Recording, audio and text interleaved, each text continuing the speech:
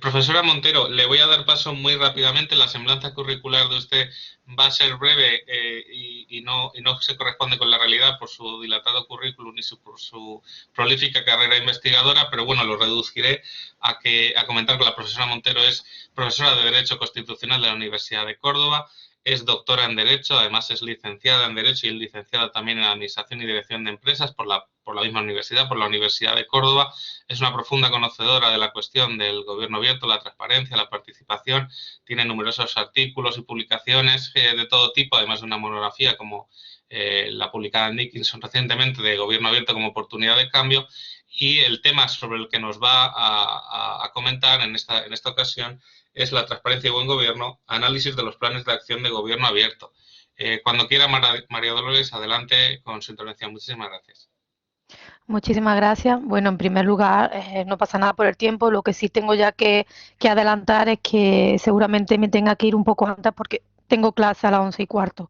Pero bueno, yo creo que sí me va a dar tiempo un poco a transponer todo lo que quería decir con esta charla.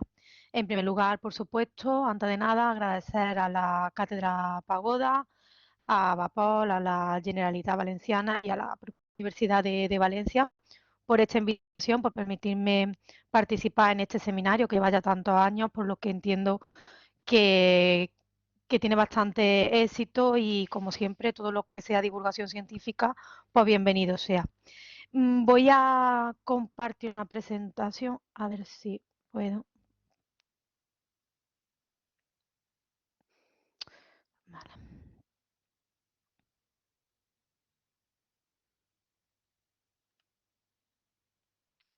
¿Se ve la presentación? Sí, sí, perfecto. Y se ve cuando cambio, ¿no? Eso es. Vale. Pues nada, muchísimas gracias, como digo, y en especial a los directores, a Jorge Castellano y José Carlos Arnau. Y con esto, para no extenderme más, voy a empezar con lo que sería mi intervención. Yo voy a hablar de, por supuesto, transparencia y buen gobierno, que es el propio título de este seminario, pero me voy a detener en lo que se han venido a llamar los planes de acción de gobierno abierto. Y voy a hacer un pequeño análisis centrándome sobre todo en el plan actual que se ha aprobado hace pocos meses aquí en España. Este sería un poco el índice, los diferentes puntos que quiero tratar en esta charla. En primer lugar, antes de conocer el Plan de Acción de Gobierno Abierto de España, tenemos que saber de dónde viene este concepto de plan de acción, de dónde surge, que surge con la Alianza para el Gobierno Abierto, que es una especie de organismo a nivel internacional de carácter voluntario, ahora lo veremos, por el cual los países que se insertan en él se comprometen, entre sus prioridades está la de elaborar planes de gobierno abierto. Veremos detenidamente qué quiere decir un plan de gobierno abierto, qué contenido debe de tener, cuál es el procedimiento para realizar un plan de acción de gobierno abierto independientemente del país que sea. Y luego ya nos centraremos en el ámbito nacional, cuáles son los planes de acción de gobierno abierto que se han aprobado en España y analizaremos un poco más detenidamente el actual, el análisis del cuarto plan 2020-2024, porque se aprobó en octubre del año pasado.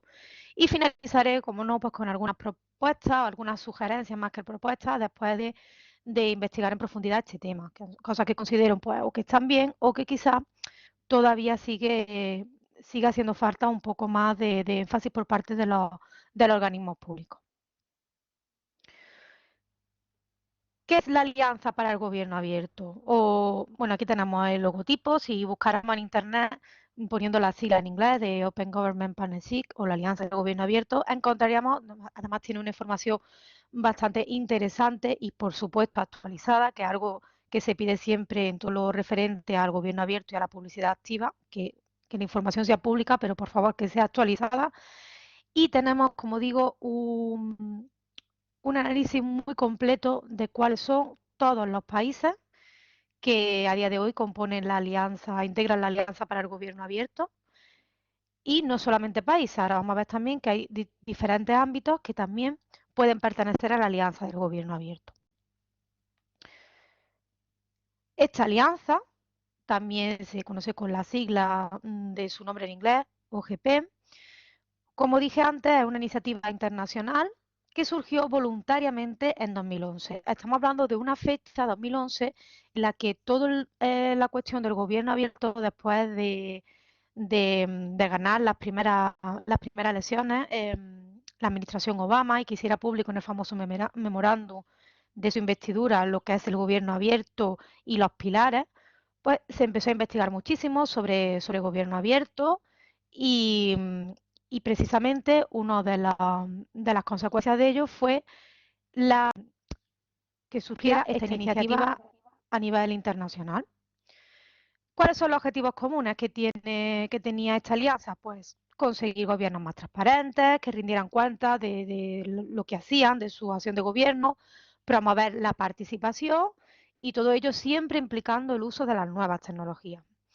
Mejorar la calidad de los gobiernos porque está comprobado que a mayor transparencia de un gobierno, a mayor mecanismos participativos, se reduce considerablemente los niveles de corrupción, porque permite que el hecho de que la ciudadanía constantemente tenga conocimiento de lo que hacen sus representantes, no solamente en el momento que va a votarlo, en el momento electoral, sino durante todo el mandato representativo, pues con eso se consigue reducir esa famosa desafección, tanto política como institucional, que sigue todavía existiendo, pero sobre todo la que existió provocada a raíz de la crisis de 2008 y los años venideros, que bueno, tuvieron como uno de los grandes puntos de demostración de esta desafección política e institucional, los famosos movimientos del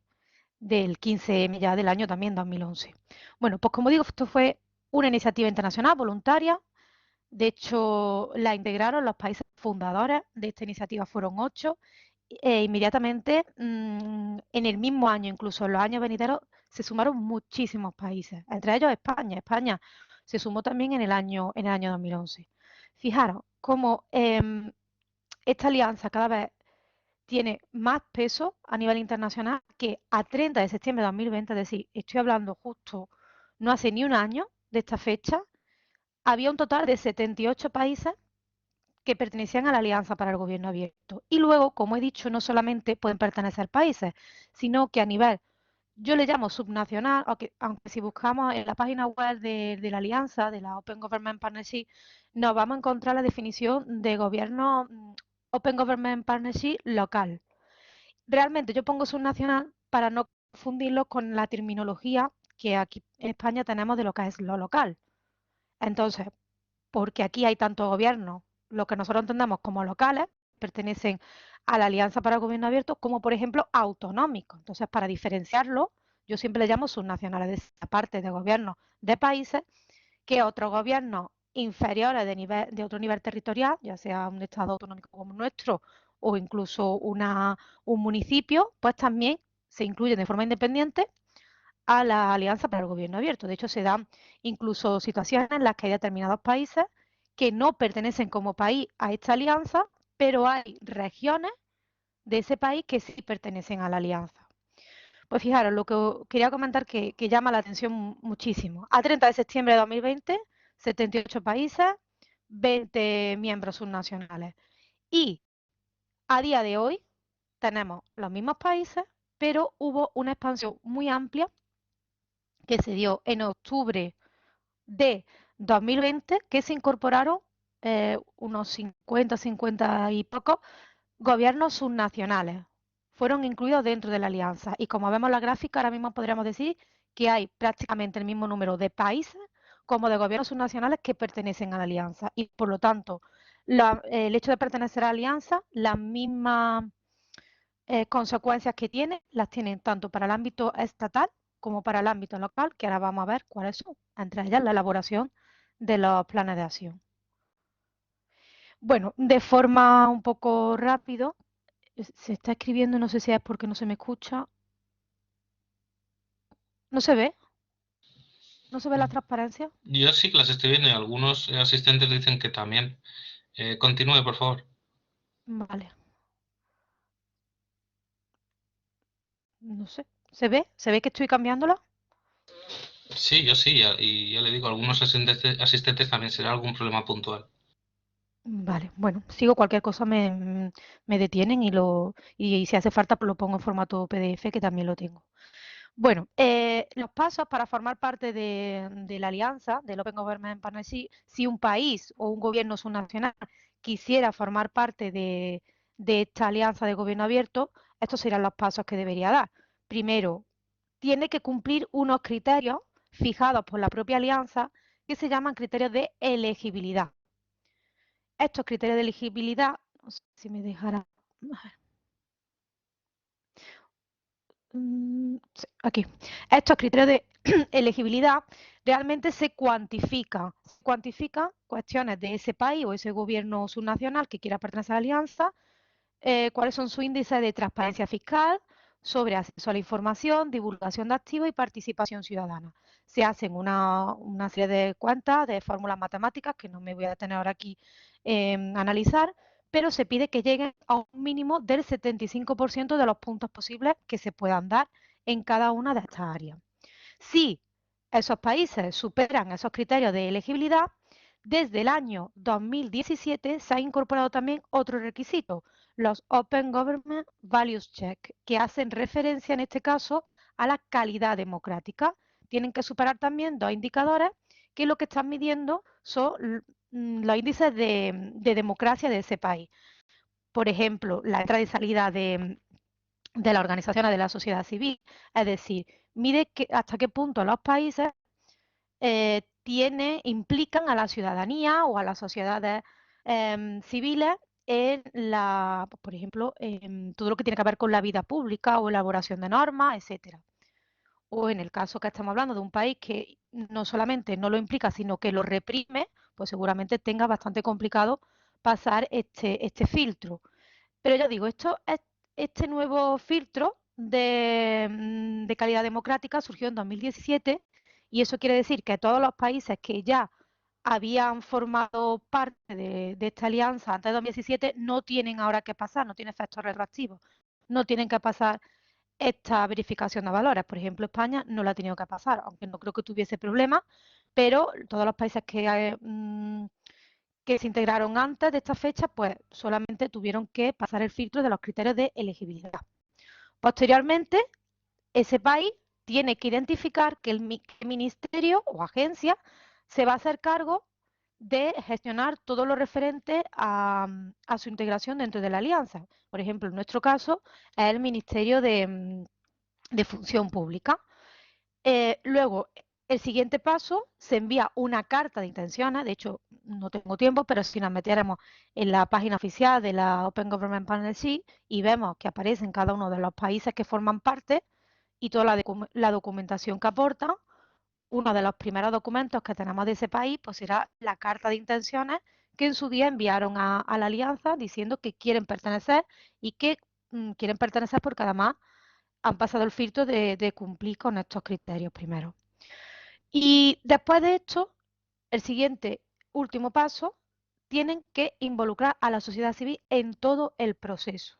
Esto es muy importante porque precisamente uno de, de los objetivos básicos de la alianza es el fomento de la participación, pero no solamente de la participación al final, sino durante el proceso de incluso pertenecer a la propia alianza. Se tiene que ir dando constancia de todo a los miembros de la sociedad civil. Y ahora ya nos vamos a detener en lo que serían los planes de acción de gobierno abierto. Los planes de acción de gobierno abierto es la finalidad básica por la que se crea esta alianza de gobierno abierto.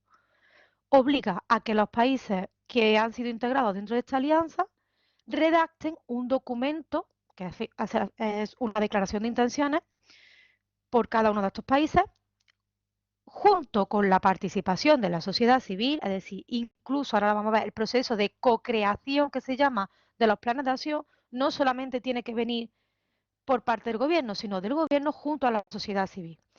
Y en esos documentos debe dejar constancia de cuáles son los compromisos que ese gobierno, ese país o esa comunidad autónoma o ese municipio tiene previsto adoptar en los próximos años. Aquí tenéis algunos ejemplos de planes de acción de gobierno abierto de diferentes países, de México, de Chile, porque siempre van a estar limitados temporalmente, porque claro, se van a poner unos compromisos sobre gobierno abierto y esos compromisos van a obligar también que en el propio plan aparezca cuando tienen previsto que se vayan a cumplir.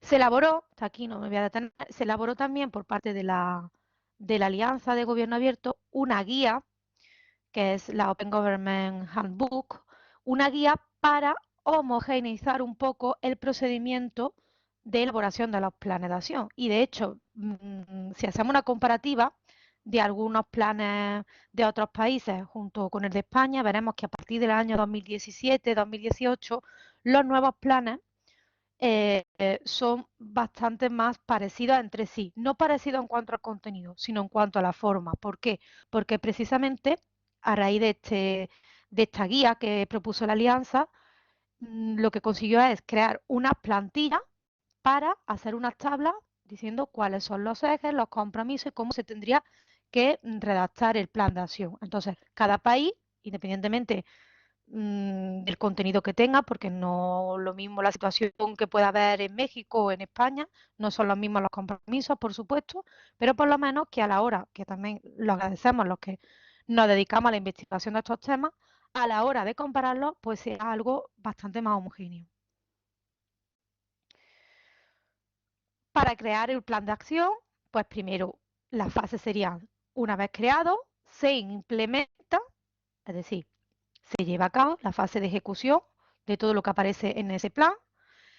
Hay un plan de apoyo, es decir, la propia alianza tiene mecanismos para ayudar constantemente a cada uno de los países, por si tuvieran alguna duda de cómo elaborarlo, de cómo intentar impulsar uno de los compromisos que a lo mejor se ha quedado estancado, cómo impulsar la participación de la sociedad civil. Siempre existe un apoyo por parte de la alianza.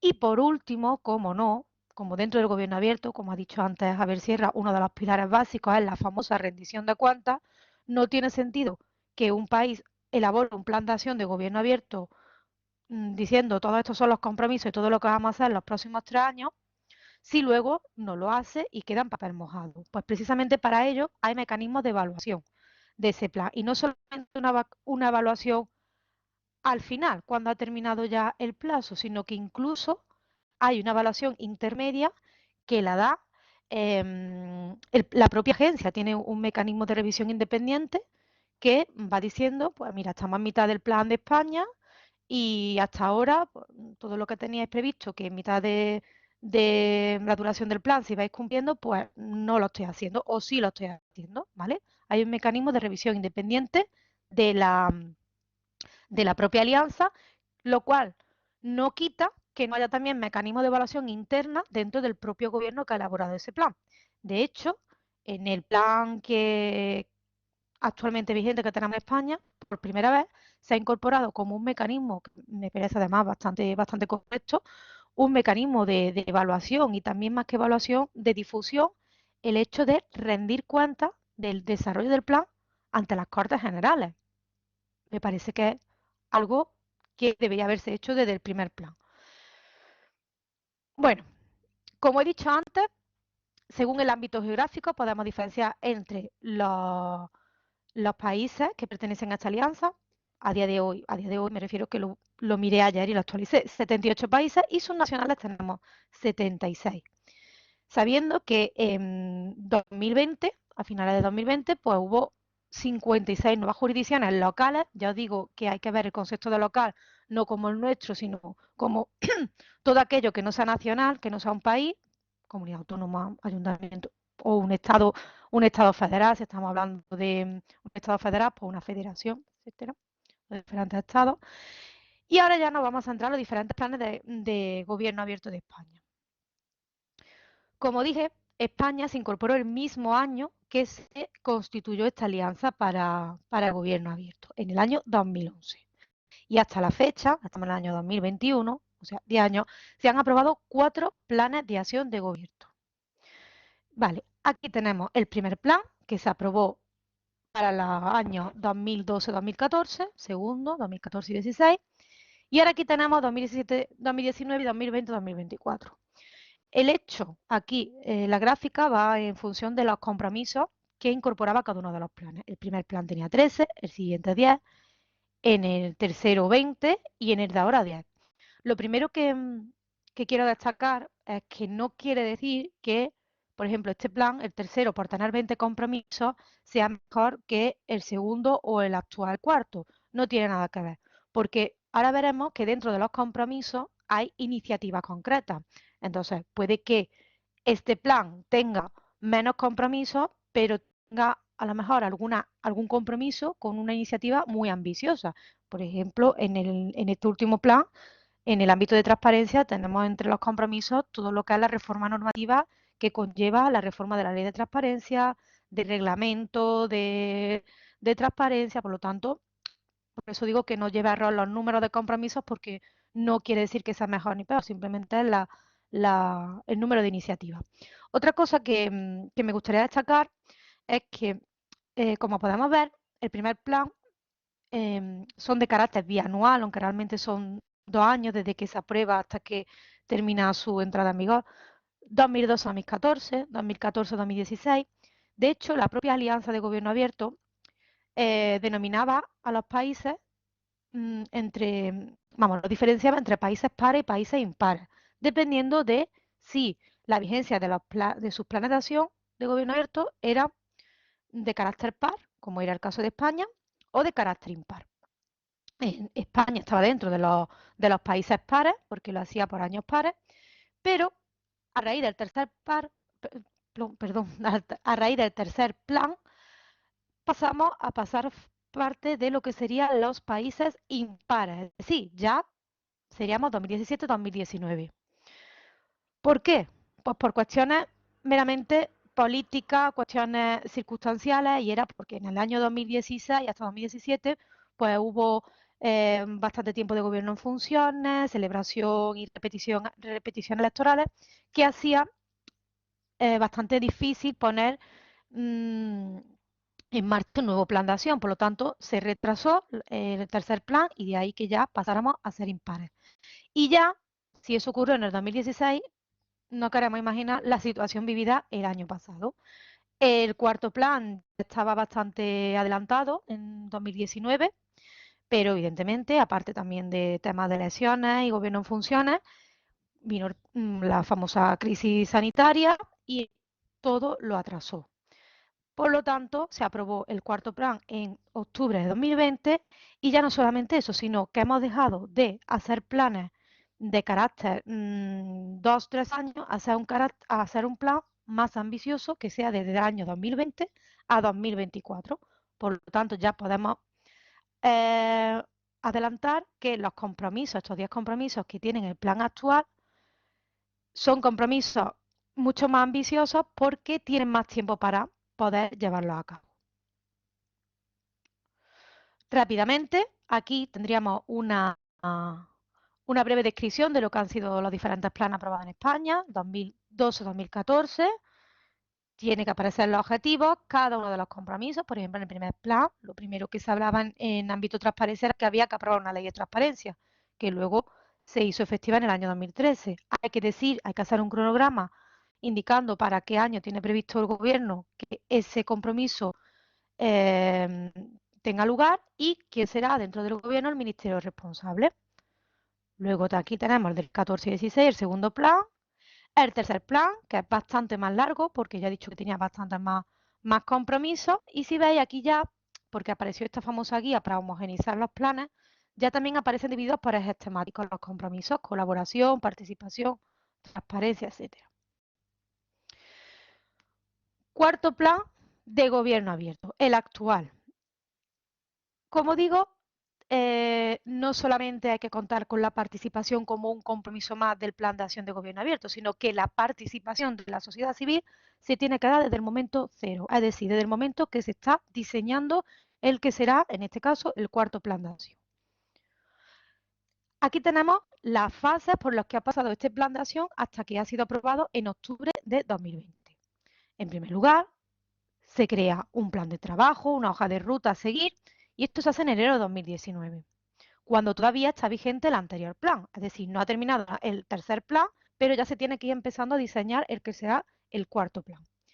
Se realiza un calendario que se publicó en febrero de 2019 y aquí es donde estaría en la fase de co-creación, se abre a propuestas de la sociedad civil. ¿Dónde se hace esto? Pues evidentemente el portal a nivel estatal que tenemos para ello, que es el portal de transparencia. Se abre a propuestas y de hecho las propuestas que se recabaron fueron 130 de la sociedad civil, de las cuales 36 pertenecían a la ciudadanía y 94 a organizaciones. Aquí ya podemos deducir una conclusión y es que al final, cuando se va a crear un plan de acción y se abre el debate para ver qué propuestas tiene la ciudadanía, al final personas físicas de forma individual participan bastante menos que lo que son organizaciones que seguramente estén interesadas en todo el tema del derecho a acceso a la información o la transparencia, etcétera. A raíz de estas propuestas, de estas 130 propuestas recibidas de la sociedad civil, se hicieron una serie de talleres temáticos que van a coincidir luego con cada una de los ejes vertebradores del cuarto plan de acción. Se hicieron talleres sobre transparencia, participación, sensibilización e integridad y se trataron cada una de las propuestas de la sociedad civil. Volviendo al esquema, cuando finaliza esta fase de apertura de propuestas a la sociedad civil, se elabora el borrador del que sería el cuarto plan.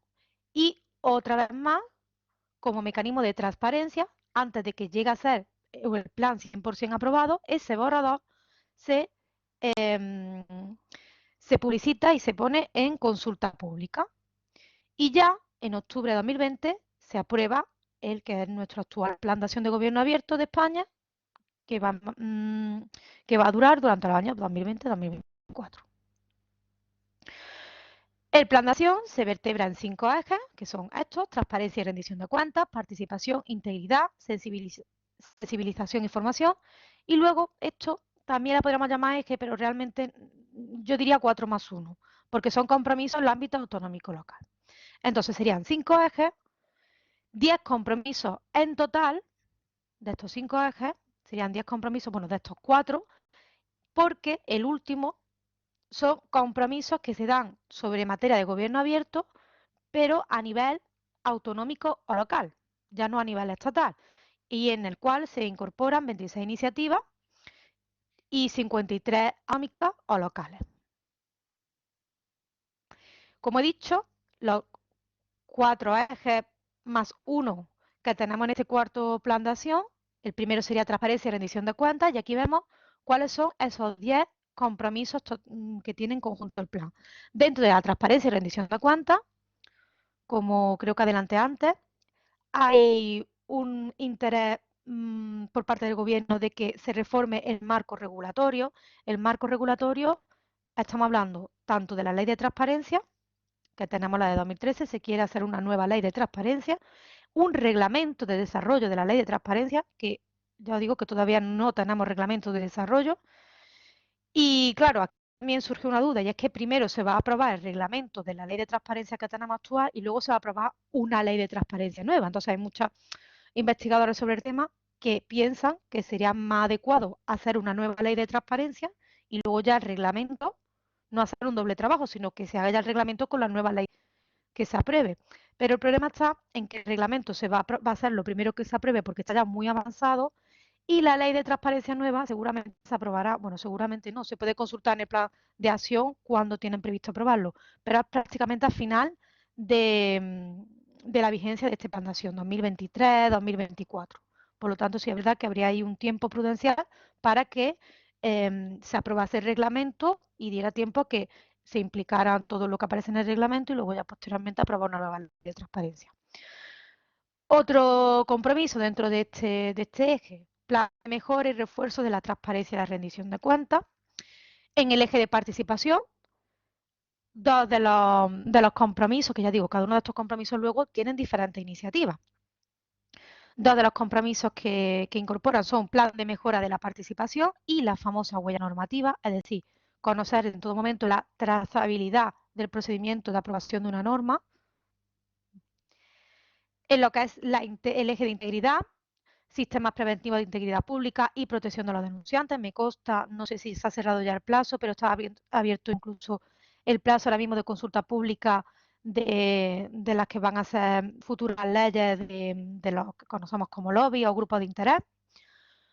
Luego, este eje a mí siempre lo he defendido muchísimo y creo que, por ejemplo, lo que hoy estamos haciendo aquí con este seminario es una de las acciones claras que lo fomenta, la sensibilización y formación en materia de gobierno abierto.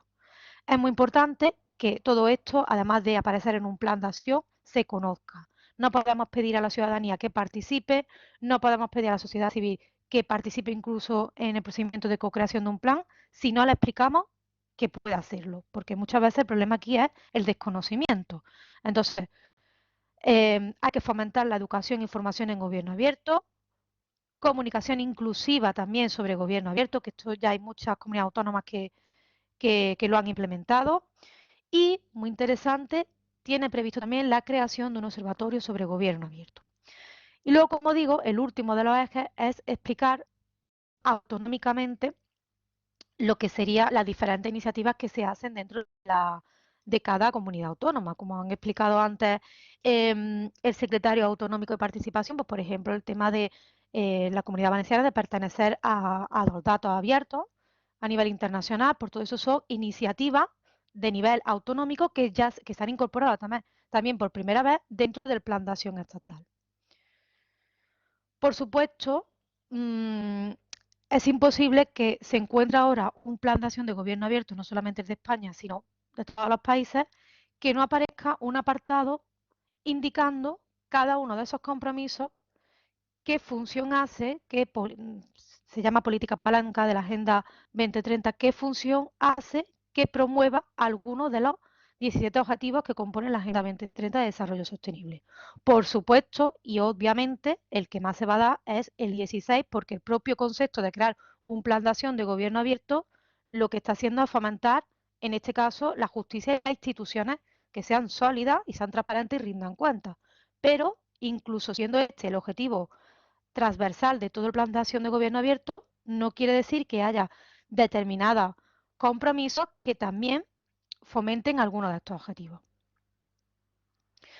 Como he dicho, en el ámbito, en España, en el ámbito subnacional, tenemos 4 gobiernos que también pertenecen de forma independiente a lo que sería la Alianza para el Gobierno Abierto. Por un lado, Madrid, además Madrid ciudad, eh, de hecho, está ahora mismo implementando lo que son los compromisos del plan que terminaba en el año 2020. Supongo que estará a punto ya de redactar el nuevo plan de acción de gobierno abierto. Luego tenemos el País Vasco, estos dos son los que llevan más tiempo perteneciendo a la Alianza para el Gobierno Abierto. Y nada, y este plan último pues presentó compromisos relacionados con transparencia, responsabilidad de gobierno, datos abiertos, participación, etcétera. Y desde octubre del año pasado se incorporaron 2 nuevos gobiernos de España en la alianza, Cataluña y Aragón. Cataluña, como sabéis, para entrar a la alianza de gobierno abierto había que cumplir una serie de requisitos. Bueno, pues evidentemente estos 2 gobiernos los tenían. ¿Qué requisitos, qué política de impulso de gobierno abierto tenía, por ejemplo, Cataluña hasta ahora? Pues tenía una trayectoria bastante dilatada, tenía sus propios planes de acción de gobierno abierto, aunque no inserto dentro de lo que es la alianza, pero ya lo tenía. De hecho, el último terminó el año pasado. Me consta que ahora mismo están ya elaborando el que será su primer plan de acción de gobierno abierto ya como parte integrante de la alianza. Pero, por ejemplo, tenían convenios con plataformas de participación, tenían un propio registro de grupo de interés, que fijaros, esto se acaba de poner como compromiso en el plan estatal, un decreto sobre transparencia y derecho a acceso a la información pública. En el caso de Aragón también tenían una trayectoria dilatada, por ejemplo, gobierno fácil, Open Kids para fomentar la, la participación de los más jóvenes y el proyecto también Aspasia para disminuir lo que sería la brecha de género en el diseño de políticas públicas. Y nada, como acaban de entrar ahora mismo en la alianza, están ambos preparando el que será su primer plan de acción de gobierno abierto dentro de la alianza.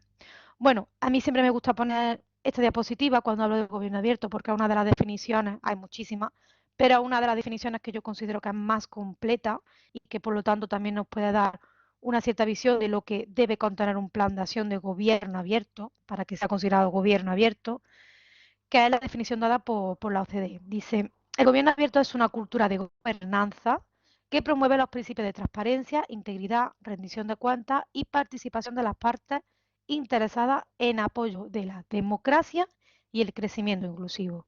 Es decir, que al final aquí lo del gobierno abierto no lo hacemos solamente para que diga, ay, mira, este gobierno es muy transparente, vamos a darle en el ranking tal una medalla. No, lo hacemos para mejorar el buen gobierno y por ende la democracia, el carácter democrático de nuestra sociedad.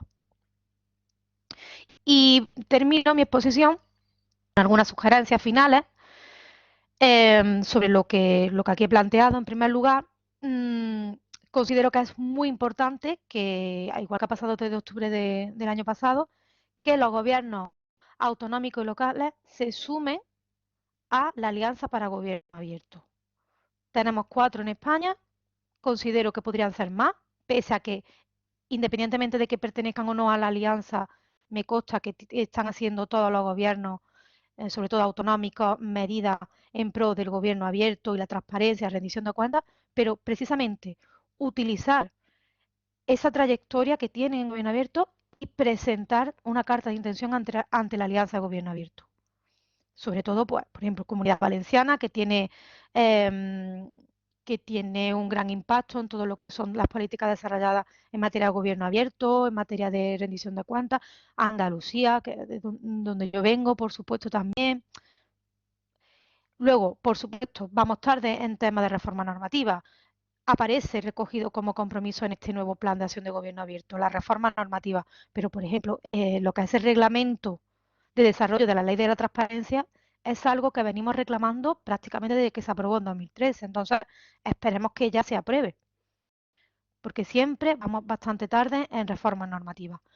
La Agenda 2030, considero que el cuarto plan de gobierno abierto aparece en todas los objetivos de desarrollo sostenible que hacen alusión a los compromisos, pero prácticamente casi todas hablan del 16, que evidentemente es el principal, pero veo que hay pocos que intervengan en los diferentes compromisos. Y investigando y comparando con algunos otros países, sí que veo que integran a otros ODS. Y luego, en cuanto a la rendición de cuentas de los planes de acción de gobierno abierto, no solamente evaluar cuando se termina un plan de acción de gobierno abierto o incluso intermedio por este mecanismo que he comentado de revisión independiente de qué ha pasado, de si se ha cumplido, si no se ha cumplido, sino por qué no se ha cumplido. Es decir, creo que hay que ser sobre todo muy insistente con aquellos compromisos que cuando expire el plazo para el que se ejecuta el plan de acción no se hayan cumplido. ¿Por qué? Que se tiene que justificar. Y por supuesto la publicación tiene que ser totalmente actualizada. De todo lo que estamos hablando de transparencia, no nos vale solamente con publicar los datos o, como ha dicho antes Javier Sierra, publicarlo en PDF. Tiene que ser información pública y la información pública tiene que estar actualizada y, en la medida de lo posible, que pueda ser reutilizada. De ahí que seamos un poco reticentes al tema de los famosos PDF. Y nada más, con esto ya he terminado lo que os quería contar y si tenéis cualquier duda, tengo 5 minutos porque empiezo clase, pero tengo 5 minutos. Muchas gracias.